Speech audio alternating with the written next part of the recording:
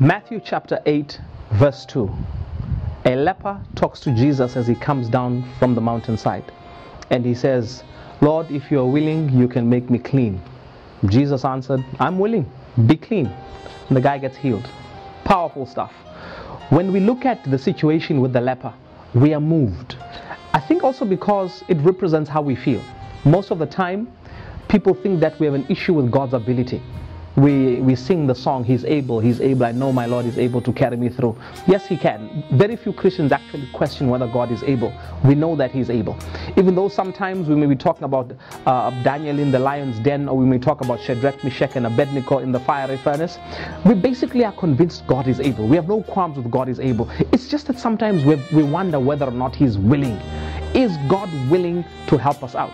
And because we cannot come to an answer to we cannot get an answer to that question, we end up exploring other things. I've seen people explore funny alternatives because they can't quite believe that God is willing. Even though you may pray, when you get up from your knees, you go for alternatives which you know go against what you believe because you're not sure that God is willing. Is He able? Yes, He's able. We know He's able. But we're not quite sure that He's willing. And sometimes when you look at the Apostle Paul, he prays to the Lord that He may remove this thorn in his flesh. He prays 3 times.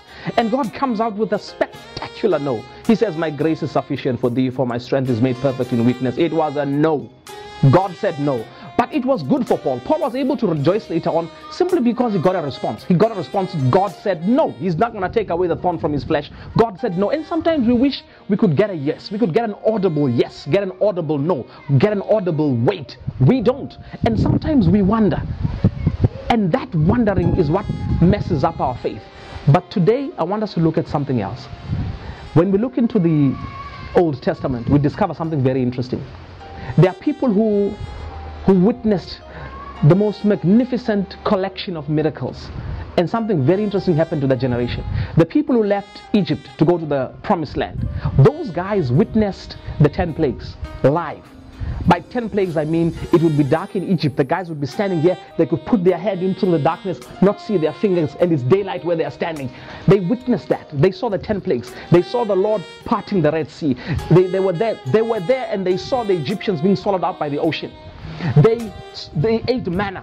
These are the guys who received the 10 commandments from God, not from a piece of paper, but they received it audibly from God. God spoke to them. These are the people who had the pillar of cloud by day and fire by night. That generation perished in the wilderness. 2 guys made it over, Joshua and Caleb. They had the miracles, but those miracles did not move their faith. Those miracles did not create faithful people in them. But by the time you get to the New Testament, God's not big on miracles for people who believe. He's not. God is not big on these spectacular miracles. By the time you get to the New Testament, God wants us to trust Him. Not to trust that He's able. We know that He's able. Not even to bother about whether or not He's willing, but to trust that He knows what He's doing. In fact, you get that sense when God says to Paul, "My grace is sufficient for thee, for my strength is made perfect in weakness." He's basically saying, "I know what I'm doing, it's okay." And Paul is able to jump up and celebrate with the no, because the no effectively says, "I know what I'm doing." And that's what we need to do. Trust that God knows what He's doing. He loves me and He knows what He's doing. Sometimes He does not follow logic. Sometimes He does not make sense.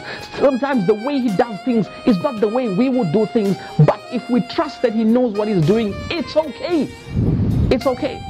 And so sometimes we may say God is able. Yes. Sometimes we may wonder, is He willing? But what we need to know is that He knows what He's doing. And because He loves you, you're in good hands.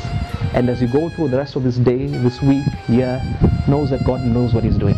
Believe that in the core of your being, and you'll be fine. God bless you.